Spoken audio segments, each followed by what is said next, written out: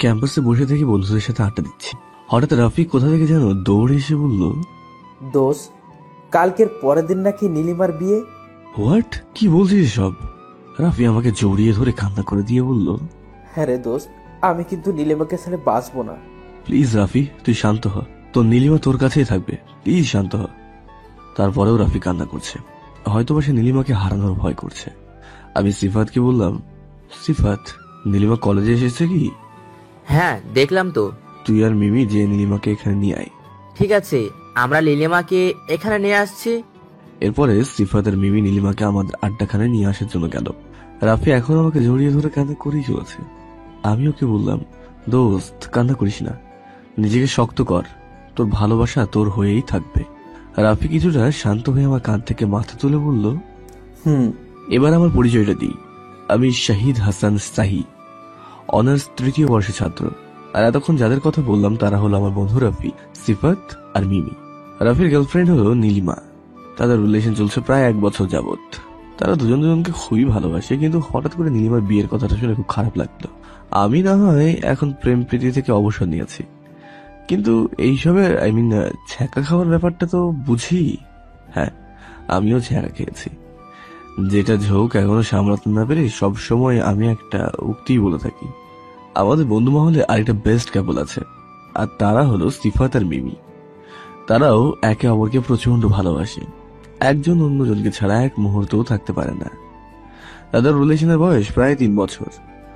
Honours first ইয়ারে তারা একে অপরকে ভালোবাসতে শুরু করে। তবে এখন তাদের দুজন পরিবারই ওদের সম্পর্কটা জানে আর মেনেও নিয়েছে। আর নেবে না বা কেন? সিফাতের মতো ছেলে পাওয়া এই যুগে মুশকিলের ব্যাপার। সিফাত সব দিক থেকেই ভালো, আচার আচরণ থেকে শুরু করে ফ্যামিলি পর্যন্ত সবকিছুই ভালো। মিমিও খুব সুন্দর একটা মেয়ে, ঠান্ডা মেজাজের, খুব ভদ্র। আমাদের সাথে একই ডিপার্টমেন্টে পড়ালেখা করে আর পড়াতেও ভালো।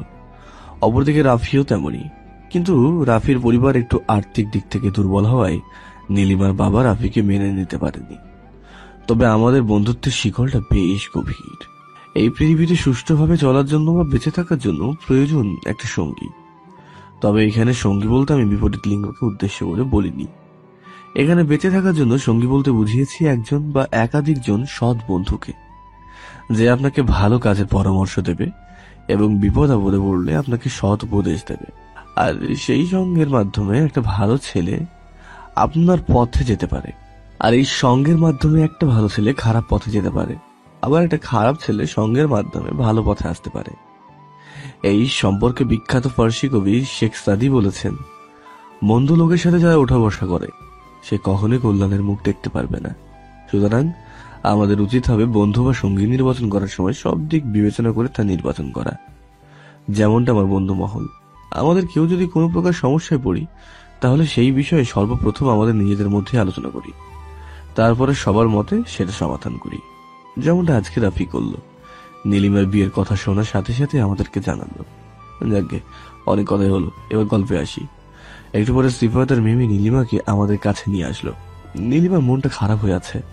রাফিকে দেখে নীলিমা বলল, প্লিজ রাফি, তুমি কিছু একটা করো। রাফিকে কিছু বলতে না দিয়ে আমি নীলিমাকে বললাম, নীলিমা, তুমি কি রাফিকে ভালোবাসো? হ্যাঁ ভাইয়া, আমি ওকে খুব ভালোবাসি। কিন্তু তোমার তো বিয়ে ঠিক হয়ে গেছে, এখন কি করবে? এখন আমার আত্মহত্যা করা ছাড়া কোনো উপায় নেই, কারণ আমি রাফিকে ছাড়া বাঁচবো না। আত্মহত্যা করার কথা শুনে আমার প্রচুর পরিমাণে রাগ উঠল। আমি নীলিমাকে কষে একটা চড় দিয়ে বললাম, আত্মহত্যা কি সকল সমস্যার সমাধানের পথ?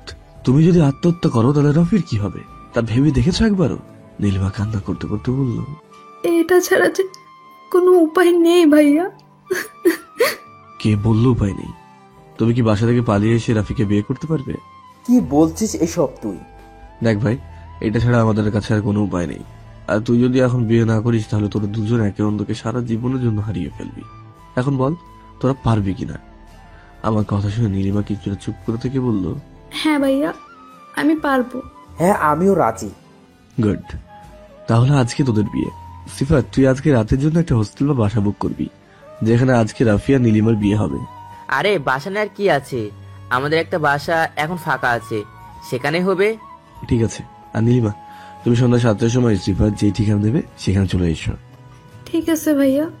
আর আসতে যদি কোনো প্রকার সমস্যা হয় তাহলে আমাকে জানাবে, আমি গিয়ে যেয়ে নিয়ে আসবো। আচ্ছা ভাইয়া। আজকে কেউ ক্লাস না করে বাসায় চলে আসলাম, কারণ আজকে রাফিয়া নীলিমার বিয়ে, তাই কিছু কাজ আছে, সেগুলো করতে হবে। বাসায় এসে বাইকটা পার্ক করে দরজার কাছে এসে কলিং বেল বাজাতেই মামি এসে খুলে দিল। মামি আমাকে এই সময় বাসার সামনে আসতে দেখে বলল, কি হয়েছে আব্বু তোর? এই সময় আসলে যে, কিছু হয়েছে নাকি? না মামি, আমি ঠিক আছি, এত চিন্তিত হওয়ার কিছু নেই।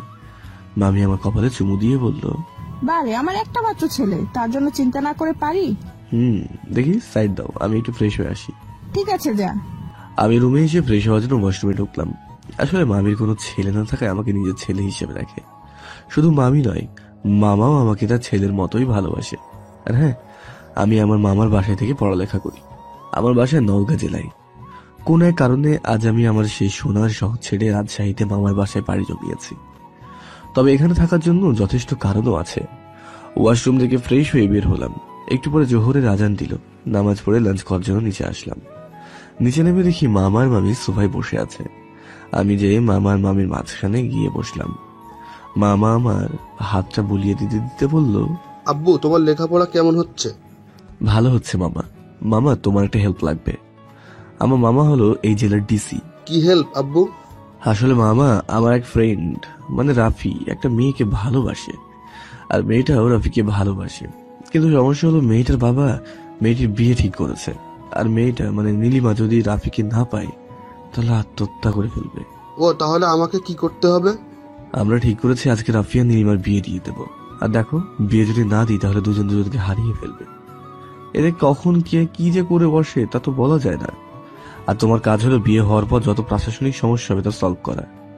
সমস্যা নেই, আমি এই দিকটা সামলে নেব। কিন্তু রাফির পরিবার, রাফি যদি মেয়েটাকে কখনো ছেড়ে দেয় তাহলে কিন্তু সমস্যা হতে পারে।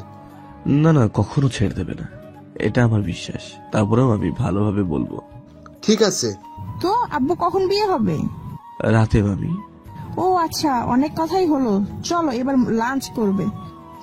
চলো। মামি, তিশা এখনো কলেজ থেকে আসেনি? তিশা হলো আমার একমাত্র মামাতো বোন, এবার মেডিকেল সেকেন্ড ইয়ারে। না, এখনো আসেনি, আজকে নাকি আসতে দেরি হবে। ও আচ্ছা। চলো, খাবে। চলো। তারপরে মামা আর মামির সাথে লাঞ্চ করে কিছুক্ষণ কথা বলে রুমে এসে ঘুমিয়ে পড়লাম। বিকেলে ঘুম থেকে উঠে আসরের নামাজ পড়ে রুম থেকে বের হয়েছি। দেখি তিশা সোফায় বসে টিভি দেখছে। আমাকে দেখেই বলল, ভাইয়া, আজকে নাকি তোর কোনো এক বন্ধুর বিয়ে? হ্যাঁ, রাফির তো। কিছু বলবি? বলছিলাম, তুই কবে বিয়ে করবি? আমার সম্পর্কে তো তুই জানিস, তারপরে আমি কথা জিজ্ঞাসা করছিস কেন? না, এমনি বললাম। আর তুই আর কতদিন এভাবে থাকবি? না আছে গার্লফ্রেন্ড, না আছে বউ। দেখ, তোর বন্ধু আজকে রাতে মজা নিবেনি। আমি তিশার মাথায় একটা চুটকি মেরে বললাম, বেশি বড় হয়ে গেছিস তাই না? শপিং মলে যাবো, তোর কিছু লাগবে? না, আমার কিচ্ছু লাগবে না, শুধু ফুচকা নিয়ে আসিস। ঠিক আছে, ফুচকা পাগলি একটা। মামিকে বলে বাসা থেকে বের হয়ে বাইকটা নিয়ে সিফাতকে ফোন দিয়ে শপিং মলে আসতে বললাম। আসলে তিশার সাথে আমার ভাই বোনের সম্পর্ক থেকে বেস্ট ফ্রেন্ডের সম্পর্কটা বেশি। আমার সাথে যে কোনো বিষয়ে নির্দ্বিধায় কথা বলে। শপিং মলে আসার একটু পরে সিফাত আসলো। সিফাত থেকে নিয়ে বিয়ের কেনাকাটা করতে লাগলাম। কেনাকাটা বলতে রাফির জন্য একটা শেরওয়ানি আর নীলিমার জন্য একটা শাড়ি, আর বাসার ঘর সাজানোর জন্য যাবতীয় সামগ্রী। বাজার করতেই সন্ধ্যা 7টা বেজে গেল। আমি বাজারগুলো সিফাতকে দিয়ে বললাম, সিফাত, তুই এগুলো তোর বাসায় নিয়ে চল, আমি আমার বাসা থেকে আসছি। ঠিক আছে, তাড়াতাড়ি আসিস। ওকে। আর মিমি না আসলে তুই ওকে গিয়ে নিয়ে আয়, ঠিক আছে? আচ্ছা। সিফাত চলে যাওয়ার পর আমিও বাইক নিয়ে বাসায় আসলাম। বাসায় এসে তিশাকে ওর ফুচকা দিয়ে আমি আমার রুমে যেয়ে ফ্রেশ হয়ে ড্রেসটা চেঞ্জ করে কিছু টাকা নিয়ে রুম থেকে বের হলাম। নিচে এসে দেখি মামি বসে আছে। আমি মামিকে বললাম, মামি, আজকে রাতে আমি বাসায় আসতে পারবো না। কেন বাবা? আজকে ওদের বিয়ে তো, আর বিয়েটা হচ্ছে সিফাতদের একটা বাসায়।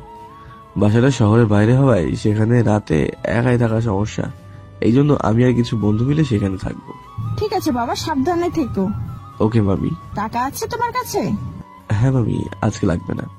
আচ্ছা, ভালোভাবে যেও। আমি হ্যাঁ বলে বাইক নিয়ে আরো দুজন বন্ধুকে নিয়ে রওনা দিলাম সিফাতের বাসার উদ্দেশ্যে। প্রায় আধা ঘন্টা বাইক চালানোর পর পৌঁছে গেলাম বাসার ভিতরে। যে দেখি মিমি আর নীলিমার একটা ফ্রেন্ড বসে থেকে গল্প করছে। আমি আর বন্ধুরা মিলে রাফির ঘর সাজাতে লাগলাম, আর অন্যদিকে মিমি আর নীলিমার বন্ধু নীলিমাকে বিয়ের জন্য সাজাতে লাগলো।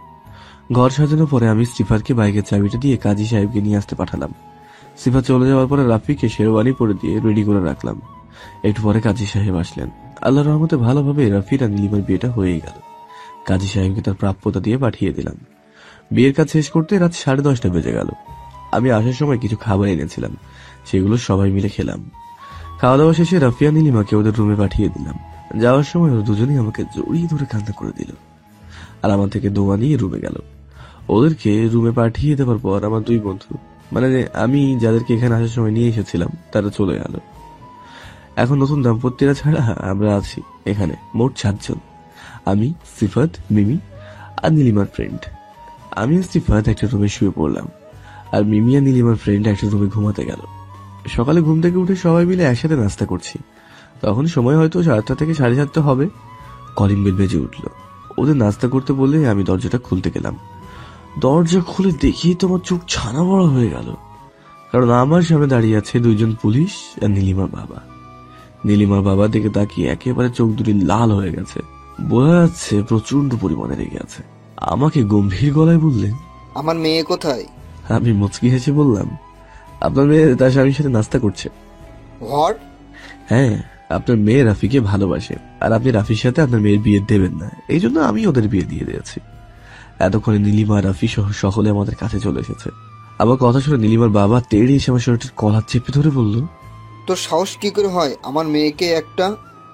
বলতে নীলিমার দিকে তো নজর পড়লো। আমাকে ছেড়ে দিয়ে নীলিমার কাছে যেয়ে বলল, নীলিমা, এই ছেলে যা বলছে তা কি সত্যি? হ্যাঁ বাবা। নীলিমার কথা শুনে নীলিমার বাবা নীলিমাকে একটা সজোরে থাপ্পড় মেরে বলল, আজ থেকে আমার কোনো মেয়ে নেই, যে ছিল সে মারা গেছে। অফিসার, এদেরকে থানায় নিয়ে চলুন। নীলিমার বাবা চলে যাচ্ছে। নীলিমা ওর বাবার হাত চেপে ধরে বলল, বাবা, আমাদের মেনে নাও, আমি রাফিকে ছাড়া বাঁচবো না। নীলিমার বাবা তার হাত থেকে নীলিমার হাতটা সরিয়ে নিয়ে আবারও চড় মারতে চাইলে আমি তার হাত ধরে বললাম, অনেক করেছেন মিস্টার নজরুল চৌধুরী, আপনি কোথা থেকে এত সাহস পেয়েছেন? হ্যাঁ, নীলিমা এতক্ষণ আপনার মেয়ে ছিল, কিন্তু এখন আপনি তাকে মেয়ে হিসেবে অস্বীকৃতি প্রদান করেছেন। আর সবচেয়ে বড় কথা হলো সে এখন একজন স্ত্রী। তো আপনার আর মারার কোনো অধিকার নেই। নীলিমার বাবা আমার কথায় আরো রেগে গিয়ে পুলিশ অফিসারকে আমাদের থানায় নিয়ে যেতে বলল। এবারে আর কি আমাদের 6 জন, মানে নীলিমা, রাফি, সিফাত, মিমি, নীলিমার ফ্রেন্ড আর আমাকে পুলিশের গাড়িতে করে থানায় নিয়ে আসলো। থানায় নিয়ে আসার পর আমাদেরকে একটা রুমে ঢুকিয়ে রেখে বাইরে থেকে তালা দিয়ে কনস্টেবল চলে গেল। ওরা সবাই একটা ঘোরের মধ্যে আছে। ওরা ভাবছে কি থেকে কি হয়ে গেল, কিন্তু আমার কোনো চিন্তা নেই, কারণ আমাকে ফোন দিলে এখান থেকে বের হতে আমার 5 সেকেন্ড সময় লাগবে না। কিন্তু আমি দেখতে যাচ্ছি যে এখানে কি হয়।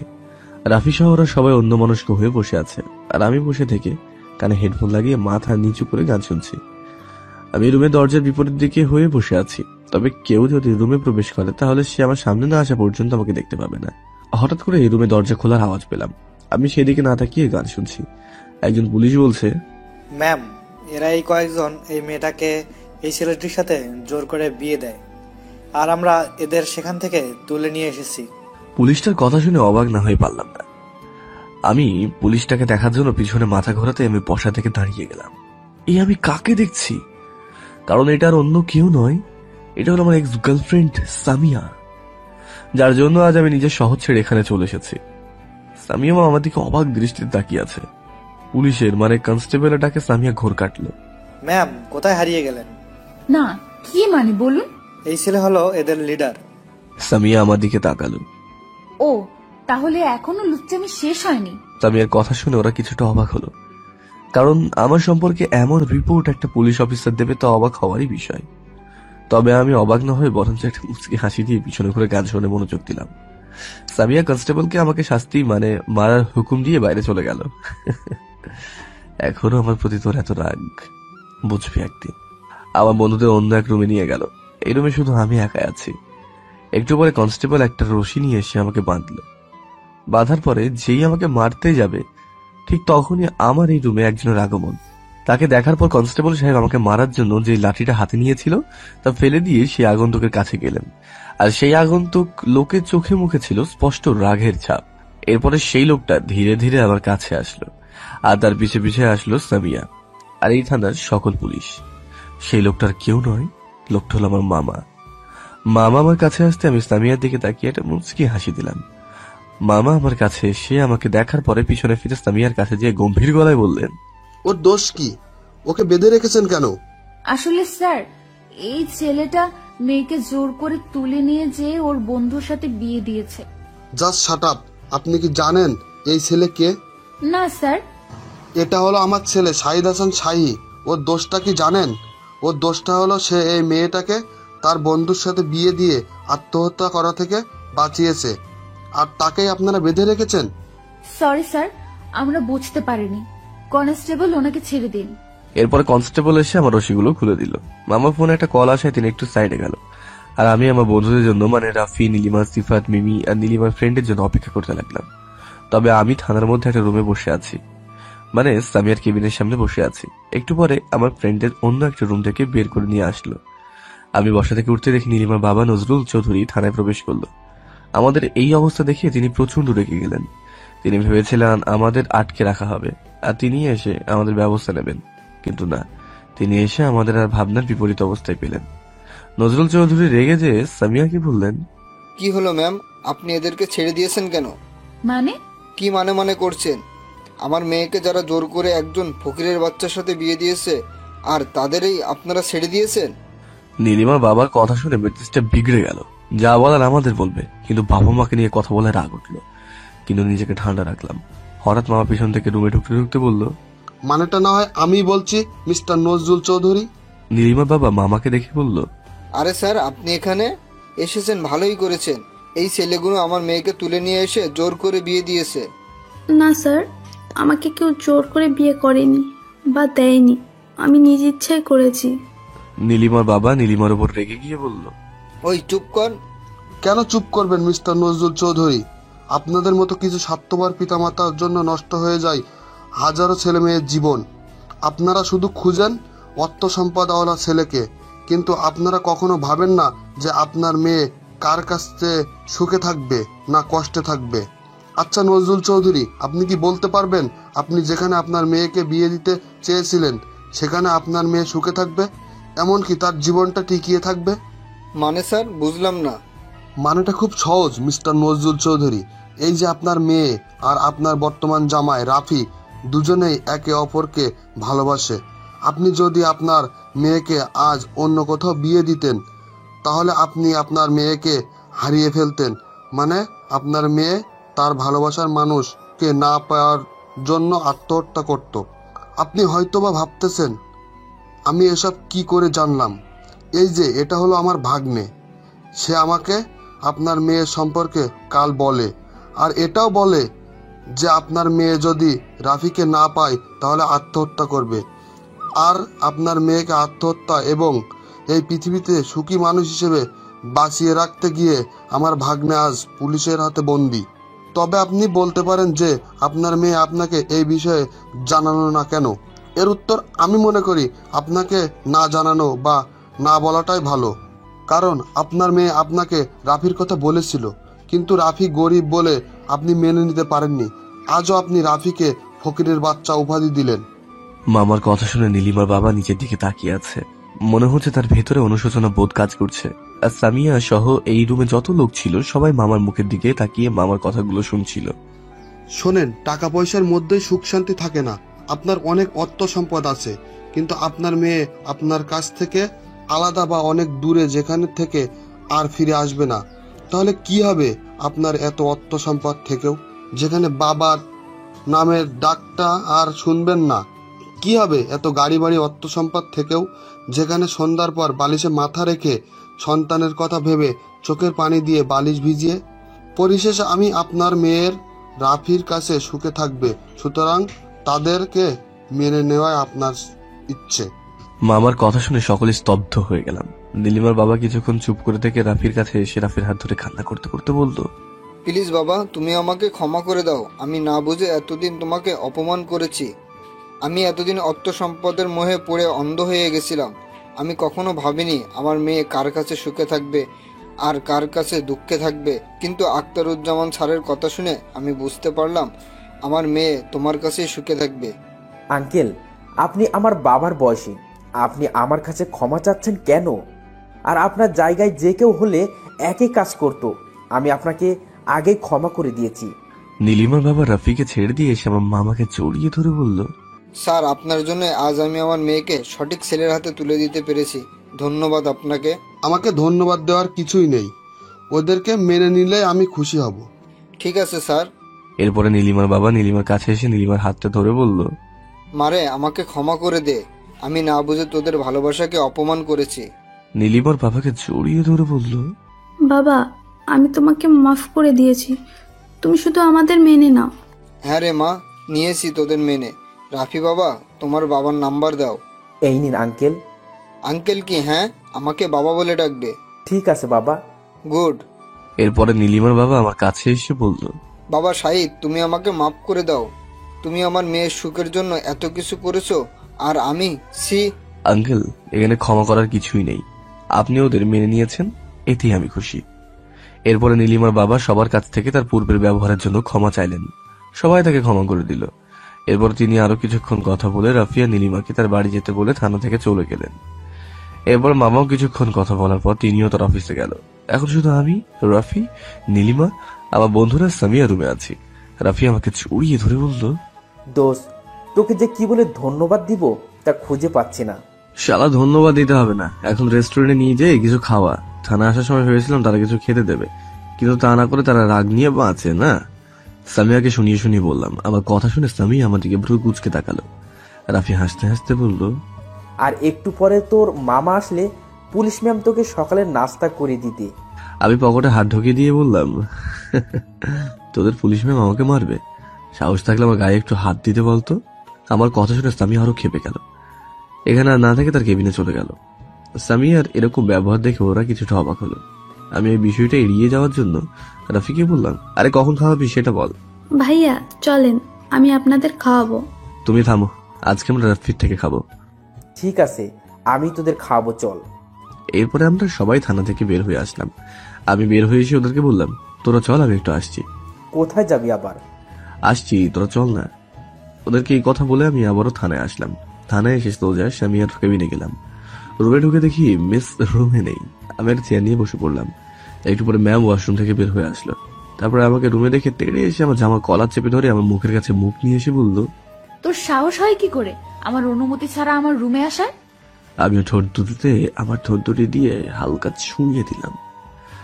এখন তো তোর সেই তেজ পুরাইনি দেখছি। হ্যাঁ, আমি লক্ষ্য করলাম সামিয়ার ঠোঁট দুটো কাঁপছে। আমি নিজেকে সামলাতে না পেরে আবার 4 ঠোঁট এক করে দিলাম। সামিয়া ছাড়ানোর চেষ্টা করছে, কিন্তু আমার শক্তির কাছে বেড়ে উঠতে পারছে না। প্রায় 5 মিনিট পরে ছেড়ে দিয়ে বললাম, এত দেমাগ কিন্তু ভালো নয়, বুঝেছিস? আর মিষ্টির স্বাদটা কিন্তু অসাধারণ ছিল। বলে একটা চোখ টিপি দিয়ে রুম থেকে বের হয়ে আসলাম। মনে মনে ভাবছে, আমাকে কষ্ট দেওয়ার ফলে এখন হাড়ে হাড়ে টের পাবি মিস সামিয়া। আমি থানা থেকে বের হয়ে বাইরে এসে দেখি বন্ধুরা আমার জন্য অপেক্ষা করছে। আমাকে দেখে রাফি বলল, কিরে, কোথায় গিয়েছিলি? একটু কাজ ছিল, চল তাড়াতাড়ি। কেউ আর কথা না বাড়িয়ে 3টা রিক্সা নিয়ে রওনা দিলাম রেস্টুরেন্টের উদ্দেশ্যে। আমি আর সিফাত একটা রিক্সায়, আর রাফিয়া নীলিমা একটা রিক্সায়, মিমিয়া নীলিমার ফ্রেন্ড এক রিক্সায়। সাহিদ সামিয়ার রুম থেকে বের হয়ে যাওয়ার পরে সামিয়া বিড়বিড় করে বলছে, শয়তান ছেলে বলে নাকি আমার তেজ এখনো কমেনি। আমার তেজ আছে তাহলে আমাকে কিস করলি কেন? আমি কি সরকারি জিনিস? এখন তো দেখতে আগের থেকেও ভালো হয়েছিস। আবার বলে আমার মিষ্টির স্বাদটা নাকি অসাধারণ।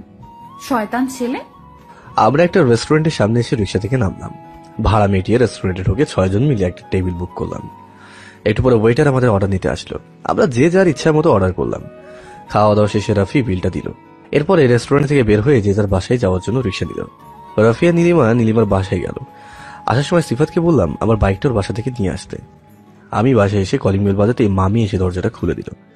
মামির সাথে কিছুক্ষণ কথা বলে রুমে এসে ফ্রেশ হয়ে শুয়ে পড়লাম, কারণ গত রাতে ভালো করে ঘুম হয়নি। বালিশে মাথা দিতেই ঘুমিয়ে গেলাম। সন্ধ্যায় টিশার্ট ডাকে ঘুমটা ভাঙলো। ঘুম থেকে উঠে ফ্রেশ হয়ে হালকা নাস্তা করে ছাদে গেলাম। ছাদে যেয়ে দোলনায় বসতেই মনে পড়ে গেল 3 বছর আগের কথা। ডুব দিয়ে দিলাম 3 বছর আগের সেই অতীতে। ভাইয়া, ও ভাইয়া, ওঠো, আর কত ঘুমাবে? আজকে আমাকে ঘুরতে নিয়ে যাবে না? হ্যাঁ আপু, তুই যা, আমি আসছি। ঠিক আছে। এই কথা বলে সাফিয়া আমার রুম থেকে বের হয়ে গেল। ও, আপনাদের তো বলাই হয়নি, সাফিয়া হলো আমার একমাত্র আদরের বোন। আমার পরিবারের মোট সদস্য সংখ্যা 4 জন, মা, বাবা, বোন আর আমি। বাবা হলেন এখানকার নওগাঁর একটা কলেজের প্রিন্সিপাল, আর মা গৃহিণী। আমি এবার ইন্টার সেকেন্ড ইয়ারে, সাফিয়া এবার 9ম শ্রেণীতে। এই নিয়ে আমাদের পরিবার। আজকে শুক্রবার দুপুরে নামাজ পড়ে এসে লাঞ্চ করে ঘুমিয়েছিলাম। আমার বোনের ডাকে আমার ঘুম ভেঙে গেল। আজকে নাকি তাকে ঘুরতে নিয়ে যেতে হবে।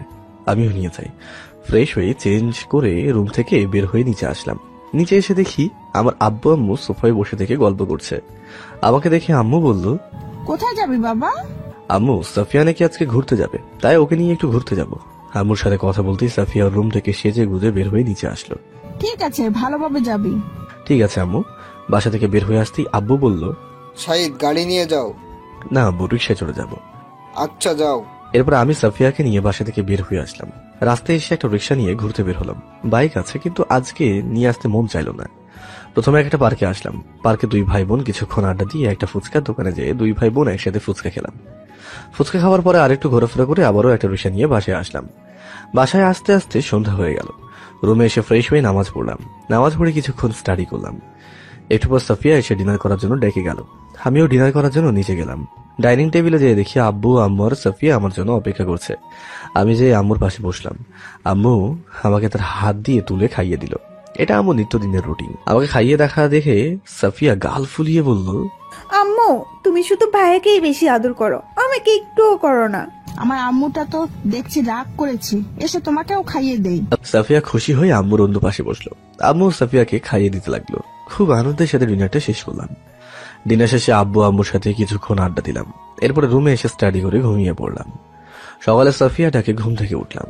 ঘুম থেকে উঠে ঘড়িতে তাকিয়ে দেখি প্রায় 9টা বেজে গেছে। তাড়াহুড়ো করে ফ্রেশ হয়ে নাস্তা করে বাইক নিয়ে বের হলাম কলেজের উদ্দেশ্যে। আর আব্বু সাফিয়াকে ওর স্কুলে নামিয়ে দিয়ে কলেজে যাবে। আর হ্যাঁ, আমি আব্বুর কলেজেই, মানে আব্বু যেই কলেজের প্রিন্সিপাল সেই কলেজেই পড়ি।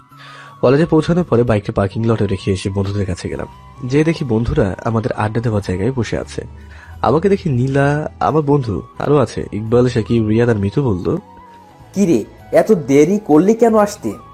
আরে দোস্ত, ঘুম থেকে উঠতে দেরি হয়ে গেছে। কেন, কেউ ডাক দেয়নি? না রে, ডাক দেওয়ার জন্য কেউ থাকলে তো দেবে। তাহলে বিয়ে কর, তাহলেই তো ডাক দেওয়ার মানুষ পাবি। কি যে বলিস না তুই, আমার মতো কচি ছেলেকে কে বুঝি বিয়ে করবে? হ্যাঁ, আইসে রে আমাদের কচি খোকা। এখন যদি বিয়ে দেওয়া হয় তাহলে 12টা ছেলে মেয়ের বাবা হয়ে যাবে, আর সে নাকি কচি খোকা। ও হ্যালো, আমার বিয়ে হলে যদি 12টা ছেলে মেয়ে হতো তাহলে তোদের এতদিনে এখনো একটা হলো না কেন? আর হ্যাঁ, মিতু আর ইকবাল চাচাতো ভাই বোন, তাই তাদের ছোটবেলাতেই বিয়ে হয়েছে। মানে ওদের দুজনের বয়স যখন 13 বছর ছিল তখন তাদের দাদু মারা যান। আর ওদের দাদু মারা যাওয়ার আগে ওদের বিয়ে দিয়ে গেছেন। আমার কথা শুনে ইকবাল আর মিতু বাদে সবাই অট্ট হাসি হাসতে লাগলো। ইকবাল মিতুর দিকে মুচকি মুচকি হাসছে। মিতু নিচের দিকে তাকিয়ে মুচকি হেসে বলল, এই হারামি, আমাদের মতো বাচ্চা নেওয়ার জন্য এখনো কি কিছু হয়েছে? আজ থেকে 8 বছর আগে বিয়ে হয়েও যদি তোদের মধ্যে কিছু না হয় তাহলে তো আমার মতো সিঙ্গেল থাকাই ভালো। এখন না পারবি কোনো মেয়ের সাথে প্রেম করতে, না পারবি কথা বলতে। ইকবাল, তোর কপাল শেষ রে ভাই, তোর কপাল শেষ। ঠিকই বলছিস, এখন থেকে যেই প্যারা দেয় না, জানি পরবর্তীতে আরো কতগুলো অপেক্ষা করছে। ইকবালের কথা শুনে আমরা আর হাসি আটকিয়ে রাখতে পারলাম না। আমরা সবাই হাসতে লাগলাম। আর মিতু তো রাগে ফুসছে। মিতু রেগে যেয়ে ইকবালকে বলল, আমি তোকে প্যারা দেই তাই না? দাঁড়া, আগে বাসায় চল, তোকে দেখাচ্ছি মজা। ইকবাল মিতুর মাথায় হাত বুলিয়ে দিতে দিতে বলল, কে বললো তুমি আমাকে প্যারা দাও? তুমি আমার মিষ্টি বউ, খালি আদর করো। মিতু ওর মাথা থেকে এক ঝটকা ইকবালের হাতটা ছাড়িয়ে নিয়ে বলল, আমাকে পাম দিয়ে লাভ হবে না, আমি এমনিতেই মিষ্টি। আমরা বসে থেকে ওদের দুজনের এসব কাহিনী শুনছি। হঠাৎ মেয়েলি কণ্ঠে পিছন থেকে কে যেন বলে উঠল, এখানে শাহিদ হাসান শাহিকে। মেয়েটির কথা শুনে পিছনে তাকাতে তুমি হয়ে গেলাম। এটা আমি কাকে দেখছি? এটা মেয়ে নাকি পরী? টানা টানা মায়াবী চোখ, মনে হচ্ছে সেই চোখগুলোতে ডুব দিয়ে সারাটা জীবন কাটিয়ে দিই। হঠাৎ ইকবালে ধাক্কা ধাক্কিতে আমার ভাবনার ছেদ ঘটলো। এই সাদিক, তোকে কখন থেকে ডাকছি? ও হ্যাঁ, না মানে বল। মেয়েটা তোকে ডাকছে। হ্যাঁ বলুন বলুন। আপনি কি শাহিদ হাসান শাহি? জি জি। আসলে আমি এই কলেজে ট্রান্সফার হয়ে এসেছি।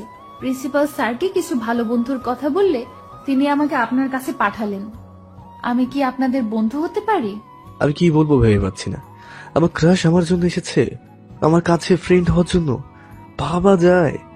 বন্ধু হতে পারো, কিন্তু তুমি করে বলতে হবে।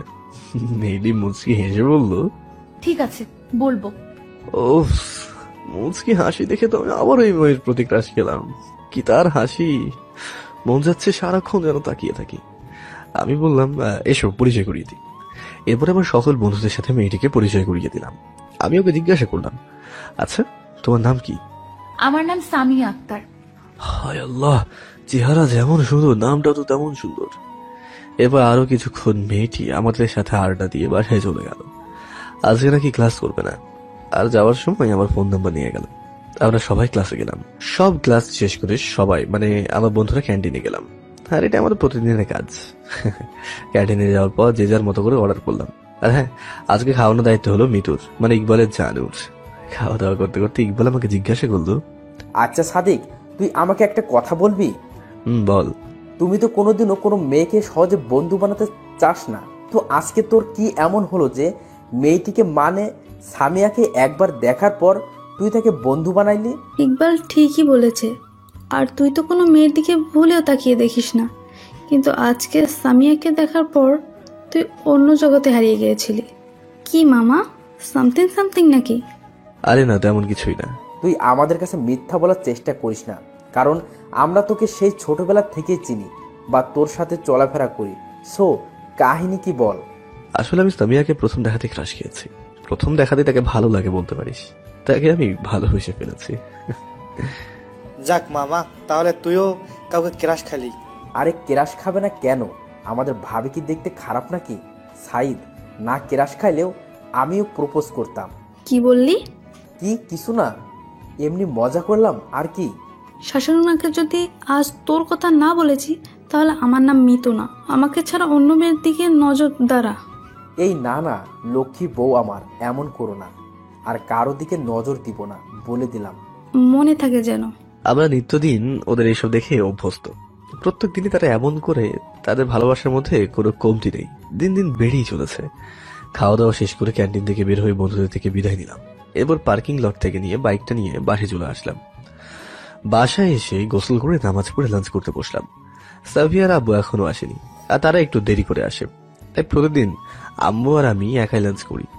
লাঞ্চ করে রুমে এসে একটু রেস্ট নেওয়ার জন্য বেডে গাটা এলিয়ে দিলাম। হঠাৎ করেই ফোনটা বেজে উঠলো। দেখি অপরিচিত নাম্বার। রিসিভ করতে অপর পাশ থেকে একটা মেইলি কণ্ঠে বলে উঠলো, আসসালামু আলাইকুম। ওয়ালাইকুম আসসালাম। কে বলছেন আপনি? চিনতে পারোনি? না তো, চিনতে পারিনি তো। কে আপনি? নামটা বলুন, পরিচয় দিন। আজকে কাকে ফোন নাম্বার দিয়েছিলে? কই, কাউকে তো দিনই। আর পরিচয় না দিলে ফোন কাটলাম। হ্যাঁ। আরে রেগে যাচ্ছ কেন? আমি সামিয়া।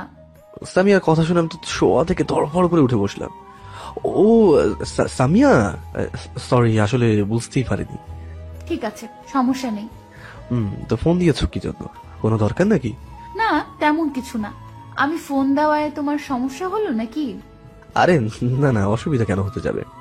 আমি আবার ভাবলাম আমি ফোন দেওয়ায় তোমার জিএফ এর সঙ্গে কথা বলতে অসুবিধা হচ্ছে বুঝি। কি যে বলো না, আমার কোনো জিএফ নেই। সত্যি? কিন্তু তোমার তো খুশি হওয়ার কারণটা কি? হ্যাঁ, সেটা তুমি বুঝবে না। আর শোনো, আজকে বিকেলে ফ্রি আসছো? হ্যাঁ, কেন? তোমার সাথে ঘুরতে যাব তাই। সামিয়ার কথা শুনে তোমার লুঙ্গি টানতে দেওয়ার মতো অবস্থা। কিন্তু নিজের আনন্দটাকে চাপা রেখে বললাম, কি তুমি আমার সাথে ঘুরতে যাবে মানে? আমার সঙ্গে তো তোমার তেমন পরিচয়ই নেই। আমি শহরে নতুন এসেছি, তাই ঘুরতে বের হব, আর সেটাও তোমার সাথে। ব্যাস, তুমি পরিচিত হও আর অপরিচিত হও, বিকেলে আমাকে নিয়ে ঘুরতে যাবে, এটাই ফাইনাল। বুঝেছো? ঠিক আছে মহারানী। এই, তুমি আমাকে মহারানী বললে কেন? মহারানী তো বিএফ আর জিএফ কে আদর করে বলে। সরি, ভুল হয়ে গেছে। তোমাকে আমার জিএফ করতে কতক্ষণ? এই, কিছু বললে? না তো। ঠিক আছে, আমি রেডি হয়ে থাকবো। তুমি আমার বাসার সামনে এসে ফোন দিবা। আমি তো তোমার বাসা চিনি না। আমার বাসার ঠিকানা তোমার ফোনে এসএমএস করে পাঠিয়ে দিচ্ছি। ওকে। ফোনটা রেখে ভাবতে লাগলাম, সামিও কি প্রথম দেখায় আমাকে ভালোবেসে ফেলেছে? আর তা না হলে আমার জিএফ না থাকার কথা শুনে কেন এমন বিহেভ করলো? এইসব ভেবে এখন লাভ নেই। ঘুমিয়ে পড়লাম। ঘুম থেকে উঠে দেখি 4:30 বাজছে। দ্রুত ফ্রেশ হয়ে আম্মুর কাছে যে বললাম, আম্মু আমি একটু ঘুরতে বের হচ্ছি। ঠিক আছে, তাড়াতাড়ি এসো। ঠিক আছে। ভাইয়া কোথায় যাবে? একটু বাইরে যাচ্ছে, তোর কিছু লাগবে? সাফিয়া কিছুক্ষণ ভেবে বলল, চকলেট আর ফুচকা নিয়ে এসো। কি তুই কি এখন ছোট বাচ্চা হয়ে আছিস? এই বয়সে কেউ চকলেট খায়? তুমি আনবে কিনা বলো। আচ্ছা বেশ, ঠিক আছে। আমার একমাত্র বোন যখন নিয়ে আসতে বলেছে, আমি কি না নিয়ে আসতে পারি? তাড়াতাড়ি আসবে। আচ্ছা। এরপর আমি বাইক নিয়ে বের হলাম সামিয়ার দেওয়া ঠিকানায়, মানে সামিয়ার বাসায়। আমার বাসা থেকে সামিয়ার বাসাটা বেশ দূরে, প্রায় 25 মিনিট বাইক চালানোর পর সামিয়ার বাসার সামনে এসে পৌঁছালাম। বাইকে বসে দেখেই সামিয়ার কাছে ফোন দিয়ে বাসা থেকে বের হয়ে আসতে বললাম। একটু পর সামিয়া ওর বাসা থেকে বের হয়ে আসলো। আমি সামিয়ার দিকে তাকিয়ে তো আবারও ক্রাশ খেলাম। কি আছে এই মেয়েটার প্রতি যা বারবার আমাকে তার প্রতি আকর্ষিত করে? নীল কালারের শাড়ি, ঠোঁটে গোলাপি লিপস্টিক, আর হালকা মেকআপে যা লাগছে না, বলে বোঝাতে পারবো না। সামিয়া আমার সামনে এসে তুড়ি মেরে বলল, এই যে মিস্টার, কি দেখো এমন হা করে? আমি সামিয়ার দিকে তাকিয়ে থেকে বললাম, তোমাকে দেখছি মন চাচ্ছে সারা জীবন এইভাবে তাকিয়ে থাকি। সামিয়া কিছুটা লজ্জা পেয়ে মাথা নিচু করে বলল, তাই? বাইকে ওঠো। এরপরে সামিয়া আমার বাইকে উঠলো আর আমি ওকে নিয়ে ঘুরতে বের হলাম। সামিয়ার বাসা থেকে খানিকটা দূরে যাওয়ার পরে বাইকের গতিটা বাড়িয়ে দিলাম। বাইকের গতি বাড়িয়ে দেওয়ার জন্য সামিয়া আমার কাঁধে হাত রেখে জড়িয়ে ধরল। আমি কিছুটা অস্বস্তি বোধ করছি, কারণ সামিয়া আমার জীবনে প্রথম মেয়ে যে আমার বাইক এত ঘনিষ্ঠভাবে বসে আছে। আমি সামিয়াকে নিয়ে একটা পার্কে আসলাম। বাইক থেকে নেমে ওকে নিয়ে একটা গাছের নিচে বসলাম। দুজনে কিছুক্ষণ আড্ডা দিলাম। এরপর আমি সামিয়াকে নিয়ে কিছু জায়গায় ঘোরাফেরা করে দুজনে নিয়েই ফুচকা খেয়ে ওকে ওর বাসায় নামিয়ে দিয়ে বাসায় আসলাম। বাসায় আসতে সন্ধ্যা হয়ে গেল। বাসায় যেয়ে সাফিয়াকে ওর ফুচকা চকলেট দিয়ে রুমে আসলাম। রুমে এসে ফ্রেশ হয়ে নামাজ পড়ে স্টাডি করতে বসলাম। এরপর ডিনার করে রুমে এসে ঘুমিয়ে পড়লাম। সকালবেলা ঘুম থেকে উঠে নাস্তা করে কলেজে গেলাম। বন্ধুদের কাছে কিছুক্ষণ আড্ডা দিয়ে ক্লাসে আসলাম। কিন্তু সামিয়া এখন আসলো না কেন? ফোন দিলাম কিন্তু রিসিভ করলো না। আমাকে মনে করে থাকতে দেখে মিতু বলল, দোস্ত মন খারাপ করিস না, ভাবি একটু পরে চলে আসবে। আচ্ছা তুই কি সামিয়াকে তোর ভালোবাসার কথা বলেছিস? না, এখনো বলিনি, তবে ভাবছি কয়েকদিন পর বলবো। ঠিক আছে, কিন্তু বেশি দেরি করিস না, নাহলে পাখি ফুরুত করে উড়াল দিব। তুই ঠিকই বলেছিস। আমরা কথা বলতে বলতেই সামিয়া ক্লাসে ঢুকলো। ঢুকে সোজা আমার পাশে এসে বসলো। এতে ক্লাসের স্টুডেন্টরা কিছুটা অবাক হলো, কারণ আজ পর্যন্ত কোনো মেয়ে আমার পাশে বসেনি। সামিয়া আমার পাশে বসতেই আমি সামিয়াকে বললাম, আসতে এত দেরি হলো কেন? রাস্তায় রিক্সা পাচ্ছিলাম না তাই। ও, কিন্তু আমার ফোনটা তো রিসিভ করবে। জানো তোমার জন্য আমার কতটা চিন্তা হচ্ছিল। কেন কেন? আমার জন্য তোমার এত চিন্তা কিসের?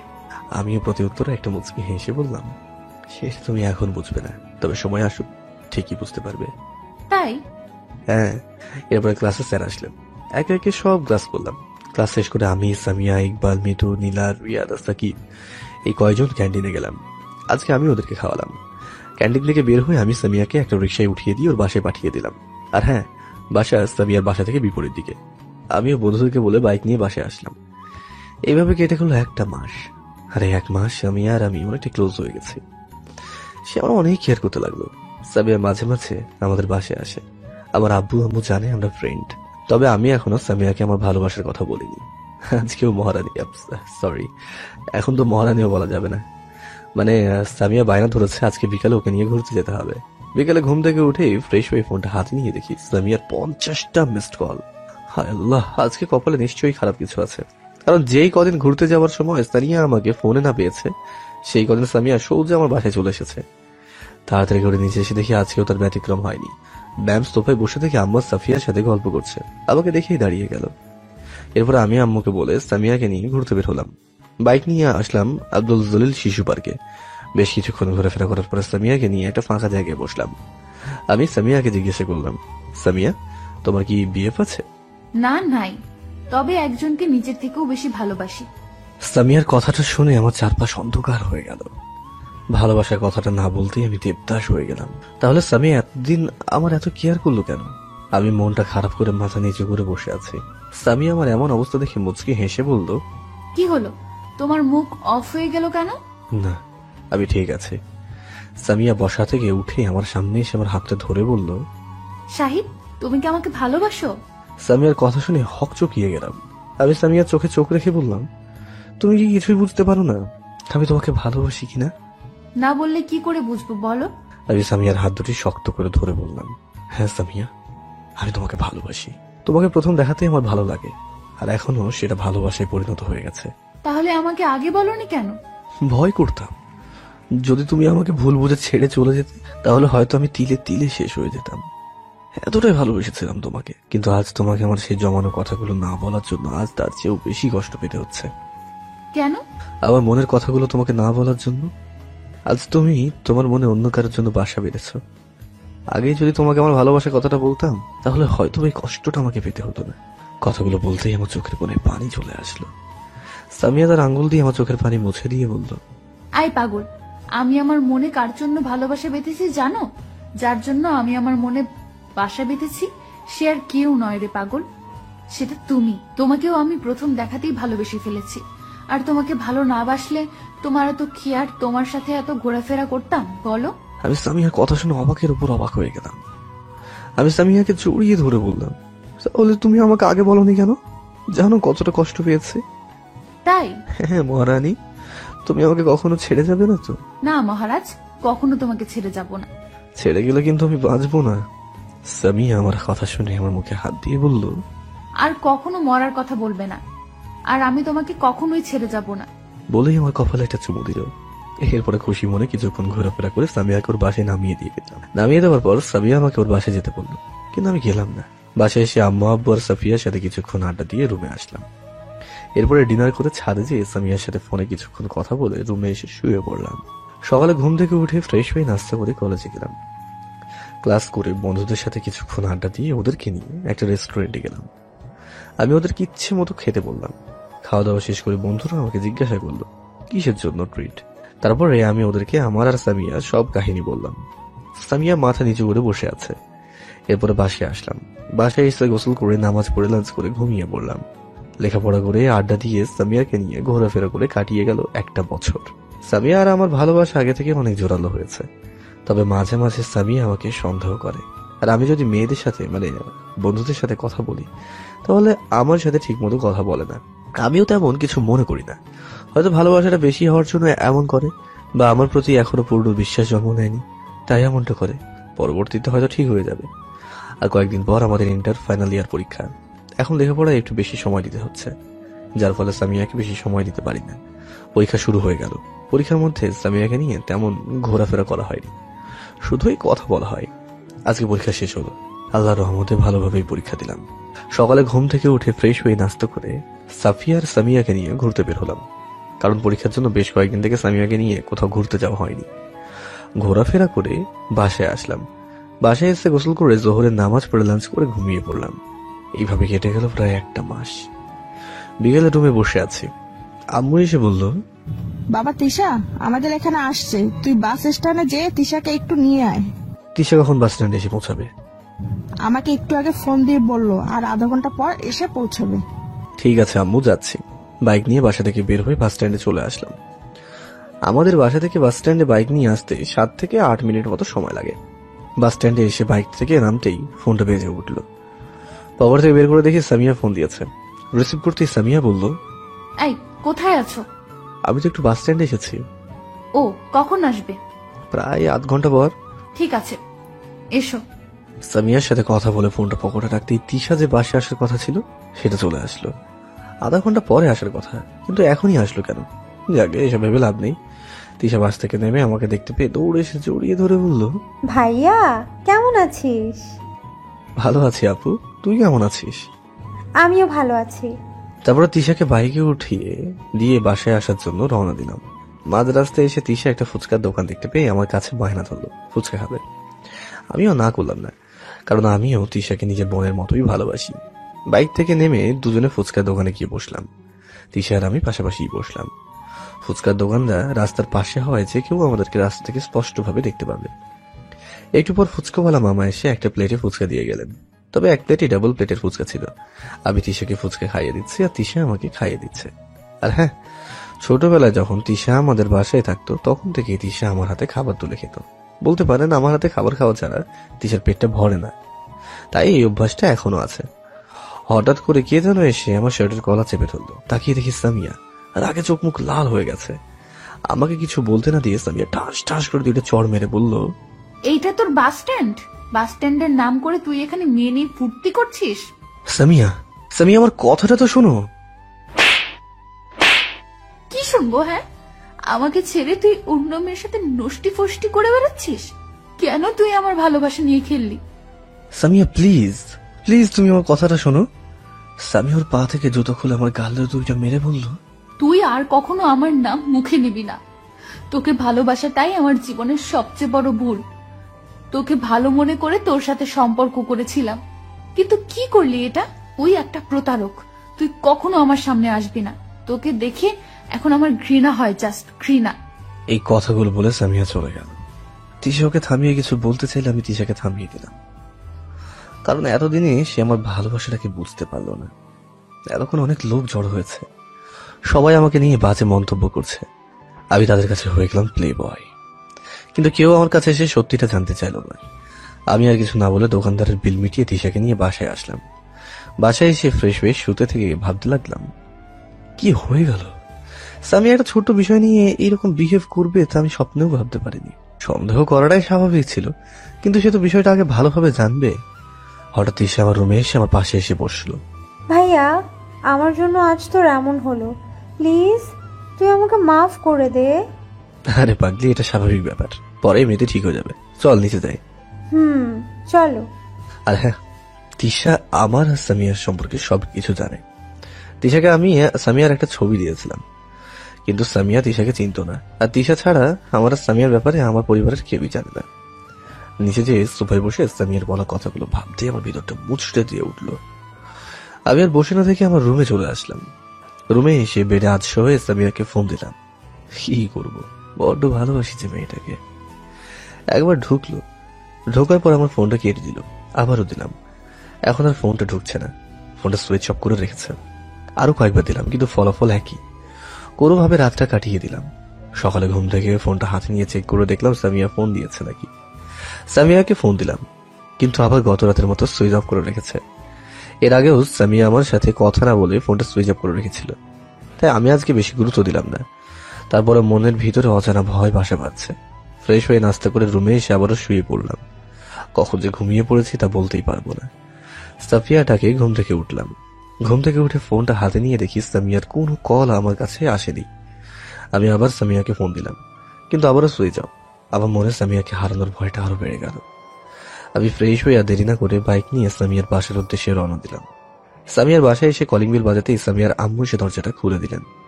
আসসালামু আলাইকুম আন্টি, কেমন আছেন? ওয়ালাইকুম আসসালাম। আলহামদুলিল্লাহ ভালো আছি বাবা, তুমি কেমন আছো? আলহামদুলিল্লাহ। ভেতরে এসো বাবা। আন্টির সাথে বাসার ভেতরে ঢুকলাম। আন্টি আমাকে সোফায় বসতে বললেন। আমি সোফায় বসে আন্টিকে জিজ্ঞাসা করলাম, আন্টি সামিয়া কোথায় গিয়েছে? সামিয়া তো ওর কোনো এক ফ্রেন্ডের বাসায় গিয়েছে। কেন, তোমাকে বলে যায়নি? আমি অনেক অবাক হলাম। আর আন্টি জানে আমি আর সামিয়া বেস্ট ফ্রেন্ড। আন্টির কথা শুনে আমার দুনিয়া উলট পালট হয়ে গেল। এবার বুঝি সত্যি সত্যি আমি সামিয়াকে হারিয়ে ফেললাম। কাঁপা কাঁপা কণ্ঠে আন্টিকে বললাম, না আন্টি বলেনি তো। আপনাকে কি বলেছে কোন ফ্রেন্ডের বাসায় গিয়েছে? আমাকে তো বলেনি বাবা। কখন গিয়েছে? আজকে সকালে গিয়েছে। ও আচ্ছা। তোমাদের মধ্যে কিছু হয়েছে নাকি? মেয়েটা কালকে তোমার সাথে দেখা করতে যাওয়ার পরে বাসায় এসে কান্না করতে শুরু করেছিল। না আন্টি, আমাদের মধ্যে কিছুই হয়নি। ও আচ্ছা বাবা, লাঞ্চ করো চলো। আমি আন্টিকে সত্যি ঘটনাটা বললাম না। না না আন্টি, বাসায় যেয়ে লাঞ্চ করব। আচ্ছা বেশ, আজকে থাকেন। আন্টিকে আর কিছু বলতে না দিয়ে সামিয়ার বাসা থেকে বেরিয়ে চলে আসলাম আমার বাসায়। এসে কারোর সাথে কোনো কথা না বলে আমার রুমে এসে শুয়ে পড়লাম। এইভাবে 2টা মাস পার হয়ে গেল। এই কয়দিনে সামিয়ার সাথে আমার কোনো প্রকার যোগাযোগ হয়নি। এই কয়দিনে আমি কারোর সাথে ঠিক মতো কথাও বলতে পারিনি। বন্ধুদের সাথেও তেমন একটা কথা হয়নি। প্রতিদিন বিকেলবেলা সেই পার্কে যাই, যেখানে প্রথম সামিয়া আমাকে ওয়াদা দিয়েছিল যে কখনোই সে আমাকে ছেড়ে যাবে না। বিকেলবেলা শুধু ওই পার্কেই যাই। যদি পার্কে যেয়ে একবার সামিয়াকে দেখতে পেতাম। পার্কে যাওয়া ছাড়া সবসময় নিজেকে নিজের রুমের মধ্যেই আবদ্ধ করে রাখি। খাওয়া দাওয়ার প্রতিও একটা অনীহা ভাব চলে এসেছে কেমন যেন। শরীরের প্রতিও তেমন আর যত্ন নেই। চোখগুলো বড় বড় হয়ে গেছে, দাড়ি গোফগুলোই বেশি বড় হয়ে গেছে। দাড়ি আর গোফগুলো আর কয়েকদিনে এইভাবে রাখলে হয়তো রবি ঠাকুর উপাধি পেতে দেরি হবে না। আজকে বিকেলে পার্কে গেলাম। একটা গাছে নিজে বসে আছি। হঠাৎ করেই নজর পড়লো পার্কের গেটের দিকে। একটা ছেলে আর মেয়ে হেসে হেসে কথা বলে দুজনে পার্কের মধ্যে ঢুকছে। মেয়েটাকে দেখে মনে হলো সামিয়া। আমি দৌড়ে মেয়েটার কাছে গেলাম, যে দেখি হ্যাঁ এটা তো আমার সামিয়া। আমি সামিয়ার হাত ধরে বললাম, সামিয়া, এই সামিয়া, কোথায় ছিলে তুমি এতদিন? জানো তোমাকে ছাড়া আমি কতটা কষ্ট পেয়েছি? সামিয়া আমার হাত থেকে ওর হাতটা ছাড়িয়ে নিয়ে বলল, কি আপনি?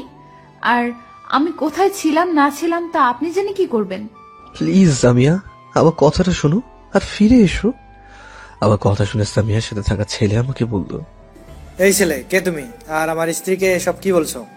ছেলেটার কথা শুনে মাথা গরম হয়ে গেল। আমি ছেলেটার শার্টের কলার ধরে বললাম, সামিয়া শুধু আমার, বুঝেছ? আমাকে আর বলতে না দিস আমি আমার গালে দুটো চড় মেরে বলল, ছোট লোক নর্দমার কিট, তোকে আমি বলেছিলাম না যে তুই আমার সামনে আসবি না? তারপর কেন এসেছিস লুচ্চা কোথাকার? বলে আবার দুইটা চড় মারলো। সামিয়ার কথা শুনে আমার চোখ দিয়ে পানি পড়তে লাগলো। পাশে দাঁড়িয়ে থাকা কয়েকটা ছেলে সামিয়ার কাছে এসে বলল, কি হয়েছে আপু?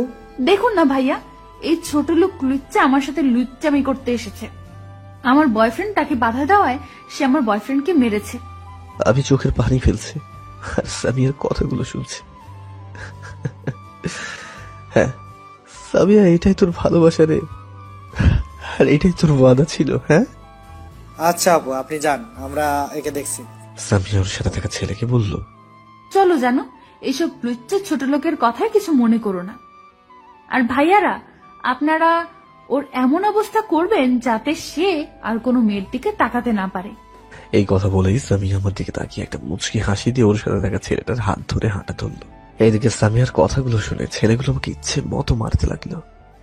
সেই দিকে আমার কোনো ভ্রুক্ষেপই নেই। আমি অপলক দৃষ্টিতে সামিয়ার যাওয়ার দিকে তাকিয়ে আছি, আর আমার ঠোঁটের কোণে ফুটে রয়েছে একটা মুচকি হাসি দেখা। ছেলেগুলো আমাকে কতক্ষণ ধরে পিটিয়েছে তা আমি বলতে পারবো না, কারণ সামিয়ার দেওয়া এই আঘাতের কাছে ছেলেগুলোর দেওয়া আঘাত আমার কাছে কিছুই নয়। চোখ খুলে দেখি আমি একটা গাছের নিচে পড়ে রয়েছি। চারিদিকে তাকিয়ে দেখি এই গাছটি এই পার্কের এক পাশে রয়েছে, যেখানে সচরাচর কেউ যায় না, আর সন্ধ্যা হয় তেমন কেউ নেই। আমি কোনো রকম ভাবে উঠলাম। হাঁটার মতো আর কোনো অবস্থাই আমার নেই। আমার পকেট থেকে ফোনটা বের করে রিয়াদকে ফোন দিয়ে এখানে আসতে বললাম। মোবাইলের স্ক্রিনটাও ভেঙে গিয়েছে। আর হ্যাঁ, রিয়াদের বাসা পার্কের কাছেই। রিয়াদ আমার কাছে এসে আমার এই অবস্থা দেখে নানান ধরনের প্রশ্ন করতে লাগলো। আমি তাকে একটা কথাই বললাম, যে সময় হলে সবকিছুই জানতে পারবি। রিয়াদের সাথে একটা ক্লিনিকে যেয়ে কাটা জায়গাগুলো ড্রেসিং করলাম। এরপরে কিছু মেডিসিন নিয়ে রিয়াদকে নিয়ে বাসায় আসলাম। রিয়াদ আমাকে বাসায় নামিয়ে দিয়ে ওর বাসায় চলে গেল। কলিং বেল বাজাতেই আম্মু এসে দরজাটা খুলে দিল। আম্মু ড্রেসিং করা অবস্থায় দেখে কান্না শুরু করে দিল। আম্মু কি করে হয়েছে তা জানতে চাইলে আমি শুধুই বললাম অ্যাক্সিডেন্ট হয়েছে। এসে দরজাটা বন্ধ করে কান্না করতে লাগলাম। কান্না করতে করতে কি যে হয়েছিল তা আমার আর মনে নেই। চোখ খুলে দেখি আমার মাথার কাছে আম্মু বসে আছে। সাফি আর তিশা দুইজন আমার দুই পাশে। ডাক্তার আমার চেক আপ করছে, আর আব্বু ডাক্তারের পাশে দাঁড়িয়ে আছে। ভালোভাবে রুমটা পর্যবেক্ষণ করে দেখি এটা হসপিটাল রুম। আমাকে চোখ খুলতে দেখে আম্মু আমার কপালে চুমু দিয়ে বল, তোর জ্ঞান ফিরছে বাবা? হ্যাঁ আম্মু, কিন্তু কি হয়েছিল আমার? আমার কথা শুনে ডাক্তার বলল, তোমার কি হয়েছে তা আমি বলছি। আজ থেকে 3 দিন যাবত তুমি জ্ঞান হারিয়েছিল। ডাক্তারের কথা শুনে আমি তো অবাক হয়ে গেলাম। 3 দিন পর আমার জ্ঞান ফিরল। ডাক্তারকে আমি জিজ্ঞাসা করলাম কৌতূহল বশত হয়ে, কি হয়েছিল আমার ডক্টর? অতিরিক্ত চিন্তা এবং না খেয়ে থাকার জন্য তোমার শরীরটা দুর্বল হয়ে পড়ে, আর সেদিন অ্যাক্সিডেন্ট হওয়ার ফলে তোমার শরীরটা আরো দুর্বল হয়ে যায়, যার ফলে তুমি জ্ঞান হারিয়ে ফেলো, আর আজকে জ্ঞান ফিরলো। ও আচ্ছা। কয়েকদিন পর আমাকে হাসপাতাল থেকে বাসায় নিয়ে আসা হলো। রুমে বসে থাকতেই তিশা রুমে এসে আমার পাশে বসলো। বসে আমাকে জিজ্ঞাসা করলো, ভাইয়া তোর কি হয়েছিল, সত্যি করে বলবি? এরপরে আমি তিশাকে জড়িয়ে ধরে কান্না করতে করতে সেদিন পার্কে সামিয়ার সাথে ঘটে যাওয়া সমস্ত কিছু খুলে বললাম। তিশা আমার মাথায় হাত বুলিয়ে দিতে দিতে বলল, ভাইয়া সে যদি তোকে ছাড়া ভালো থাকে তাহলে তুই কেন তাকে ছেড়ে ভালোভাবে থাকতে পারবি না? বড্ড বেশি ভালোবাসি যে তাকে। তাহলে আমি তাকে সব সত্যিটা বলে দেই। সে যদি আমাকে ছাড়া অন্য কাউকে নিয়ে ভালো থাকে তাহলে অথচ আমি কেন তার পথের কাঁটা হতে যাব বলতো? তাহলে তার কথা ভেবে নিজেকে কষ্ট দিচ্ছ কেন? কি আমি কষ্ট পাচ্ছি? আমি তো ঠিক আছি রে। চলো ডিনার করবে। চল। ডিনার রুমে এসে শুয়ে পড়লাম। সামিয়ার কথা মনে পড়ছে। সে কি করে পারলো এমনটা করতে? সে যদি আমাকে একটা বারে জিজ্ঞাসা করতো বা জানতে চাইতো মেয়েটা কে, তাহলে তো আমি তাকে বলে দিতাম। কিন্তু সে তা না করে করলোটা কি? কিন্তু না, সে তা করলো না। সে আমাকে ছাড়া অন্য একজনকে বেছে নিল। এইটাই ছিল তার ওয়াদা, এইটাই ছিল তার বিশ্বাস। বেশ, আমাকে ছাড়া যদি সে অন্য কাউকে নিয়ে ভালো থাকতে পারে, তাহলে আমি কেন তাদের মধ্যে শুধু শুধু দেওয়াল হতে যাব? হয়তোবা তাকে ভুলতে আমার কষ্ট হবে, কিন্তু ভুলতে তো হবেই। এই শহরে থাকলে হয়তো তার মায়া আরো বেশি জড়িয়ে পড়ব। চলে যাব এই শহর ছেড়ে। সকালে ঘুম থেকে উঠে নাস্তা করার সময় আমি আব্বুকে বললাম, আব্বু, আমি এই শহর ছেড়ে দূরে কোথাও যেতে যাচ্ছি। আবার কথা শুনে আব্বু কিছুটা অবাক হলো। কেন? আসলে আব্বু, আমি বাইরের থেকে লেখাপড়া করতে যাচ্ছি, আর এখন থেকেই তো ভর্তি প্রিপারেশন নিতে হবে, তাই না? ঠিক আছে, কিন্তু কোথায় যাবে? তিশা আমার কথার মর্মটা বুঝতে পারে। সে আব্বুকে বলল, আঙ্কেল, ভাইয়া যখন বাইরে থেকে লেখাপড়া করতে যাচ্ছে, তাহলে আমাদের বাসায় পাঠিয়ে দেন। সেখানে ভার্সিটিতে ক্লাস করবে আর আমাদের বাসায় থাকবে। ঠিক আছে। আমার ছেলেটাকে আমি কোথাও যাইতে দিব না। আম্মু, বোঝার চেষ্টা করো। এরপরে আমি আর তিশা অনেক বোঝানোর পরে আম্মু আমাকে মামার বাসায় পাঠাতে রাজি হয়। এর কয়েকদিন পর আমি চলে আসলাম আমার চিরচেনা শহর ছেড়ে রাজশাহী ব্যস্ত নগরীতে। আসার সময় আব্বু, আম্মু আর সাফিয়াকে জড়িয়ে ধরে প্রচুর কেঁদেছিলাম, কেননা কোনোদিন তাদেরকে ছেড়ে কোথাও থাকি না তো। আর আজ রাজশাহী যাচ্ছি, জানি না কতদিন পর আবার নিজের শহরে যাব। রাজশাহী আসার পরেই কিছুদিন পরে ইউনিভার্সিটিতে অ্যাডমিশন দিলাম। আল্লাহর রহমতে টিকেও গেলাম। এরপর শুরু হলো আমার জীবনের নতুন একটা অধ্যায়, যেখানে নেই মা, বাবা, বোনের সে আদর, স্নেহ, ভালোবাসা, আর যেখানে নেই আমার ভালোবাসার মানুষটির কোনো অস্তিত্ব। দেখতে দেখতে কেটে গেল তিনটা বছর। এই 3 বছর একবারও আমি নওগাঁয় যাইনি। মা বাবার সাফিয়াকে রাজশাহীতে এসে আমাকে দেখেই যেতেন। বন্ধুদের সাথেও মাঝে মাঝে কথা হতো। ওদের থেকে সামিয়ার খবর নিতাম। কি করব, মনটা যে বড্ড বেইমান। সামিয়ার এখনো বিয়ে হয়নি, কোথায় যেন সে জব করে। হঠাৎ কারো ডাকে বর্তমানে ফিরে আসলাম। এখন বর্তমানের ঘটনা। আমি পিছনে তাকিয়ে দেখি তিশা দাঁড়িয়ে আছে। আমি বললাম, কি রে, কিছু বলবি? তিশা আমাকে জড়িয়ে ধরে কান্না করতে করতে বলল, আমাকে মাফ করে দিস ভাইয়া। সেদিন যদি আমি তোর হাতে ফুচকা না খেতাম, তাহলে আজকে তোকে তোর ভালোবাসার মানুষ ভুল বুঝতো না।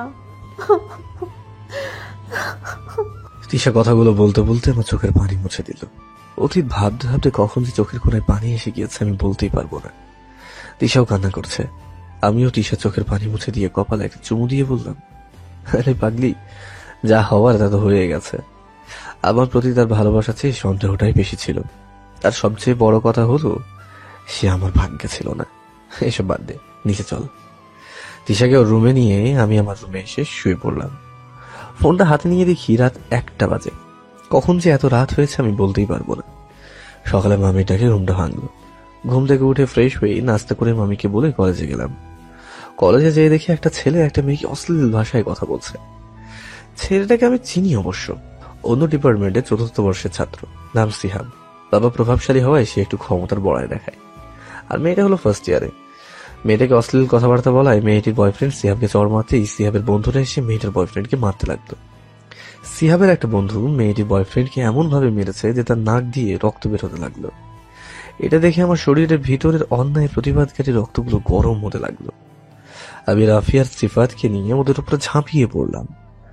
আর আমাদের একটা সংগঠন রয়েছে যারা অন্যায়ের মোকাবেলা করতে সর্বদা নিয়োজিত। আর এই সংগঠনের প্রতিষ্ঠাতা আমি এবং আমার বন্ধুরা ওদেরকে মারছে। একটু পরেও কলেজের পুলিশের গাড়ি ঢুকলো। গাড়িটা আমাদের কাছে এসে থামলো। আর গাড়ি থেকে কিছু পুলিশ বের হয়ে সে আমাকে আর আমার বন্ধুদের মারে, যারা মারামারি করেছে তাদেরকে গাড়িতে তুললো। আমিও কিছু বললাম না, কারণ এদেরকে কিছু বলে কোনো লাভ নেই। এরা অর্ডার প্রাপ্ত। আমি বন্ধুদেরকে চুপ থাকতে বললাম। একটু পরে আমাদেরকে থানায় নিয়ে যাওয়া হলো। গাড়ি থেকে নামিয়ে আমাদেরকে একটা রুমে নিয়ে যাওয়া হলো। কিছুক্ষণ পরে সামিয়া রুমে প্রবেশ করলো আর হাতে একটা লাঠি সোজা আমার কাছে এসে বলতে লাগলো, মাস্তান হয়ে গেছিস না, দাঁড়া আজকে তোর মাস্তানি বের করছি। বলেই যেমনই লাঠি দিয়ে আমাকে মারতে যাবে তখনই আমি সামিয়ার লাঠি এক হাত দিয়ে ধরে অন্য হাত দিয়ে সামিয়ার গালে ঠাস ঠাস করে চড় দিয়ে বলতে লাগলাম, ক্ষমতার বড়াই দেখাচ্ছিস আমার কাছে এসে? শোন, তোদের মতো 4-5টা পুলিশকে আমার পকেটে রাখি সবসময়। কখনো জানতে চেয়েছিস কি কারণে আজকে ছেলেগুলোকে মারছিলাম? কখনো জানতে চেয়েছিস সেদিন মেয়েটার সাথে আমার বন্ধুর কেন বিয়ে দিয়েছিলাম? তা তোরা কখনোই জানতে চাসনি। তাদেরকে বিয়ে দিয়েছিলাম কারণ তারা একে অপরকে ভালোবাসতো। তাদের ভালোবাসাকে পৃথিবীতে টিকিয়ে রাখতে আমরা সেদিন তাদেরকে বিয়ে দিয়েছিলাম। আরে তোকে তো ভালোবাসার কথা বলেই লাভ নেই। তুই তো কোনোদিন কাউকে ভালোই বাসিসনি। তুই তো ছিলি স্বার্থপর। তোর ভালোবাসার মানুষটার প্রতি ছিল তোর সন্দেহ। ইচ্ছে মতো ছুঁড়ে ফেলবি, ইচ্ছে মতো ব্যবহার করবি। শোন, তোকে একটা কথা বলে রাখি, আর কখনো আমার পিছনে লেগে থাকিস না, আর ভালো থাকিস। সামিয়া এতক্ষণ মাথা নিচু করে আমার কথাগুলো শুনছে। আমাদের রুমে, মানে আমাদের যে রুমে রাখা হয়েছে, সেখানে সামিয়া ছাড়া কেউই নেই। সামিয়া চোখের কোণে পানি জমা হয়েছে, আর আমার বন্ধুরা আমার এইরকম কথা শুনে কিছুটা অবাক হয়ে গেল। আমি আর কোনো কথা না বলে বন্ধুদের সাথে নিয়ে থানা থেকে বের হয়ে আসলাম। বাইরে এসে যে পুলিশ আমাদেরকে গাড়িতে করে এখানে নিয়ে এসেছিল তাকে বললাম, আপনি আমাদেরকে যেখান থেকে নিয়ে এসেছেন সেখানে রেখে আসুন। এই ছেলে, তোমার সাহস তো দেখছি কম নয়, তুমি আমাকে কাজের আদেশ করছো? আমি এটা মুচকি হাসি দিয়ে বললাম, আপনি আমাদেরকে রেখে আসবেন নাকি বিনা কারণে আমাদেরকে থানায় নিয়ে আসার কারণে চাকরিটা হারাবেন? হাবিলদার আমার কথা শুনে কিছুটা চমকে উঠল। হঠাৎ সামিয়া থানা থেকে বের হয়ে আমাদের কাছে এসে হাবিলদারকে বলল, হাবিলদার সাহেব, আপনি ওনাদের যেখান থেকে নিয়ে এসেছেন সেখানে রেখে আসুন। Yes ma'am. তারপরে আমরা গাড়িতে উঠলাম। আসার সময় সামিয়ার দিকে তাকিয়ে দেখি আমার দিকে রক্তিম চোখে তাকিয়ে আছে। মনে হচ্ছে কাছে পেলে ভর্তা বানিয়ে ফেলবে। আর আমার প্রতি রাগারই কথা। একজন পুলিশ অফিসারকে এইভাবে অপমানিত হওয়াটা লজ্জারই বিষয়। কিন্তু কি করব, সে তো আমাকে কম কষ্ট দেয়নি। কলেজের ভিতরে ঢুকে আমাদের নামিয়ে দিয়ে চলে গেলেন তারা। আমাদের দেখে কলেজের স্টুডেন্টরা বেশ অবাক হয়েছে, কারণ মারামারি করার পরেও যে পুলিশ তাদের সসম্মানে গাড়িতে করে কলেজে রেখে যাবে, এটা বেশ অবাক হওয়ারই কথা। আজকের কেউ ক্লাস করলাম না। আর হ্যাঁ, আমরা সংখ্যায় ছিলাম 9 জন। সবাই মিলে ক্যান্টিনে গেলাম। বসে থেকে নাস্তা করতেই সিফাত জিজ্ঞাসা করলো, শাহিদ, তুই কি আমাদের থানার পুলিশ ম্যামকে চিনিস? সিফাতের কথা শুনে আমি কিছুটা চমকে উঠলাম। আমি বললাম, কিভাবে চিনবো আমি? না, তাই বলছে আর কি। তাড়াতাড়ি খা, বাসায় যাব। ঠিক আছে। এরপরে নাস্তা করে বন্ধুদের থেকে বিদায় নিয়ে বাসায় চলে আসলাম। কলিং বেল বাজাতে মামি এসে দরজাটা খুলে দিল। আমাকে দেখে বলল, কি হয়েছে আব্বু, তুই এখন চলে আসলি যে? শরীর খারাপ নাকি? না মামি, আমি ঠিক আছি, ভালো লাগছে না তাই চলে আসলাম। ও আচ্ছা, ফ্রেশ হয়ে আয়। ওকে। রুমে এসে ওয়াশরুমে ঢুকে শাওয়ার নিয়ে ভিজতে লাগলাম। মনে পড়ছে সেই 3 বছর আগের অতীতটাকে। কেন সামিয়া, কেন কেন তুমি আবার আমার সামনে আসলে? সেদিন তুমি যদি আমার একটা কথা শুনতে, তাহলে কি আজ আমাকে এই পরিস্থিতির সম্মুখীন হতে হতো? বলো তো। খুব সুখেই থাকতাম পরিবার পরিজন নিয়ে। তোমার সেই অবহেলা সহ্য করতে না পেরে, তোমার মায়া ত্যাগ করতে আমাকে পাড়ি জমাতে হয়েছে এই ব্যস্ত নগরীতে। ছেড়ে চলে আসতে হয়েছে আমার সেই চিরচেনা শহরটাকে, চিরচেনা পথগুলোকে। ছেড়ে আসতে হয়েছে চিরচেনা মুখগুলোকে। কিন্তু আজ তুমি আমার সামনে। বেশ কিছুক্ষণ বড় ওয়াশরুম থেকে বের হয়ে রুমে এসে ড্রেসটা চেঞ্জ করে নামাজ পড়ে লাঞ্চ করার জন্য নিচে আসলাম। নিচে এসে দেখি মামি সোফায় বসে থেকে টিভি দেখছে। আমিও মামির পাশে বসলাম। বেশ কিছুক্ষণ আড্ডা দিয়ে মামি আর আমি লাঞ্চ করতে ডাইনিং টেবিলে গেলাম। মামি আমাকে নিজের হাতে খাইয়ে দিচ্ছেন। আসলে এরকম মামি বাবা সত্যি ভাগ্যের ব্যাপার। নিজের পরিবারকে ছেড়ে তাদের কাছে চলে এসেছি, কিন্তু তারা কখনো আমাকে পরিবারের অভাবটা বুঝতেই দেয়নি। যাকে লাঞ্চ শেষ করে মামির আরো কিছু সময় ধরে আড্ডা দিয়ে রুমে আসলাম। রুমে এসে ফোনটা হাতে নিয়ে গান শুনতে শুনতে ঘুমিয়ে পড়লাম। বিকেলে তিশা এসে আমাকে ঘুম থেকে জাগিয়ে তুলল। আসরের নামাজ পড়ে বের হলাম বন্ধুদের সাথে আড্ডা দিতে। সিফাত, আমি আর রাফি এই 3 জন বাইক নিয়ে গেলাম পদ্মার চরে। প্রকৃতির মাঝে সময়টা বেশ ভালোই কাটলো। মন বিষণ্ণতার সময় এমন এক জায়গায় আসাটা মন্দ কিছু নয়, বেশ উপকারী বলা যায়। 3 জন মিলে কিছু সময় কাটানোর পর যে যার বাসায় চলে আসলাম। বাসায় আসতে একটু সন্ধ্যা হয়ে গেল। রুমে এসে ফ্রেশ হয়ে স্টাডি করতে বসলাম। স্টাডি করতে করতে কখন যে সময় পার হয়ে গেছে বলতেই পারবো না। তিশা এসে ডিনারের জন্য ডেকে গেল। ডিনার করে রুমে এসে শুয়ে পড়লাম। সকালে ঘুম থেকে উঠে নাস্তা করতে ঘড়িতে দেখি কলেজে যাওয়ার সময় হয়ে এসেছে প্রায়। তিশাকে নিয়ে বের হলাম কলেজের উদ্দেশ্যে। তিশাকে তিশার কলেজে নামিয়ে নিয়ে আমি আমার কলেজে চলে আসলাম। বাইক রেখে বন্ধুদের কাছে গেলাম। যে দেখি সিফাত আর মিমি বসে আছে, কিন্তু রাফিয়া নীলিমা এখনো আসেনি। নতুন কাপল তো, এখন সকালে ঘুম থেকে উঠতে একটু দেরি হবেই। প্রায় 10 মিনিট পর রাফিয়া নীলিমা আসলো। রাফিয়া নীলিমা আমাদের কাছে এসে বসতেই সিফাত রাফিকে উদ্দেশ্য করে বলল, কি রে, নতুন কাপল আসতে এত দেরি হলো কেন? রাতে চাপ বেশি পড়ছিল নাকি? সিফাতের কথা শুনে আমি হাসতে লাগলাম। রাফি লজ্জামাখা মুখে একটা হাসি দিয়ে বলল, আরে না, চাপ কিসের হবে? নীলিমা মাথা নিচু করে বসে আছে, আর মিমিও লজ্জা পেয়ে সিফাতকে খোঁচা দিয়ে বলল, এই তোমার মুখে কিছুই আটকায় না নাকি? আরে তুমি এত লজ্জা পাচ্ছ কেন? লজ্জা পাবো না তো কি করব? এসব প্রশ্ন কেউ মানুষকে করে? রাতে ওদের মধ্যে কি হয়েছে না হয়েছে তা তোমাকে বলবে নাকি? বললে কি হবে, আমরাই তো। আর আমাদের বাসর রাত থেকে শুরু করে যা কিছু হবে তা কেউ যদি শুনতে চায় তাহলে সব কিছু বলে দিব। কি? তোকে আমি বিয়েই করব না, তুই আমার মান সম্মান সব শেষ করে দিবি। এই কলিজা, আমি কাউকে কিছু বলবো না, প্লিজ তুমি আমাকে ছেড়ে যেও না। মনে থাকবে তো? ওদের এমন কাহিনী দেখে আমি, রাফিয়া, নীলিমা হাসতে হাসতে শেষ। সিফাত আমাদেরকে হাসতে দেখে আমাদের দিকে রক্তিম চোখে তাকিয়ে বলল, আমার এই অবস্থা দেখে তোদের হাসি বেরোচ্ছে? কি করবো বল, তুই অন্যজনের রাতের খবর শুনতে যেয়ে তোর নিজের কি অবস্থা হতে চলেছিল। কিছুক্ষণ আড্ডা দিয়ে ক্লাসে গেলাম। শেষের ক্লাসে স্যার এসে বলল, প্রিন্সিপাল স্যার আমাদের সকলকে হলরুমে যেতে বলেছে। ক্লাস শেষ করে সবাই হলরুমে গেলাম, অনেক ছাত্রছাত্রী। প্রিন্সিপাল স্যার বললেন, আগামী 12 তারিখ নবীনবরণ অনুষ্ঠান, আর সেই অনুষ্ঠানে কিছু সঙ্গীত এবং নৃত্য পরিবেশন করার ব্যবস্থা করা হবে। যারা যারা আগ্রহী তারা যেন এখন থেকেই প্রস্তুতি নেয়। আরো কিছু কথা বলে প্রিন্সিপাল স্যার হলরুম থেকে বের হয়ে চলে গেলেন। আমরাও চলে আসলাম। ক্যান্টিনে এসে নাস্তা করে বাসায় চলে আসলাম। আর হ্যাঁ, এই অনুষ্ঠানের সকল দায়িত্ব পালন করবেন সিনিয়র ব্যাচ, সেজন্য আমাদের এই বিষয়ে তেমন মাথা ব্যথা নেই। আর সিনিয়র ব্যাচের বড় ভাইদের সাথে আমার সম্পর্কটা সেই রকমই, কিছুটা ফ্রেন্ডলি আবার কিছুটা ব্রাদারলি, এই আর কি। আজকে 9 তারিখ, আর মাত্র 3 দিন সময় আছে। বাসায় এসে ফ্রেশ হয়ে নামাজ পড়ে লাঞ্চ করে ঘুমিয়ে পড়লাম। বিকেলে উঠে তিশাকে নিয়ে ঘুরতে বের হলাম। অনেকক্ষণ যাবৎ ঘোরাফেরা করে বাসায় আসলাম। রাতে ডিনার করে ঘুমিয়ে পড়লাম। সকালে ঘুম থেকে উঠে নাস্তা করে কলেজে গেলাম। আর এইভাবেই 3টা দিন অতিবাহিত হয়ে গেল। আজকে নবীনবরণ আর সন্ধ্যার দিকে অনুষ্ঠান। আর হ্যাঁ, এই কয়েকদিনে সামিয়ার সাথে আমার একবারের জন্যও দেখা হয়নি। যাক, আপদটা বিদায় হয়েছে।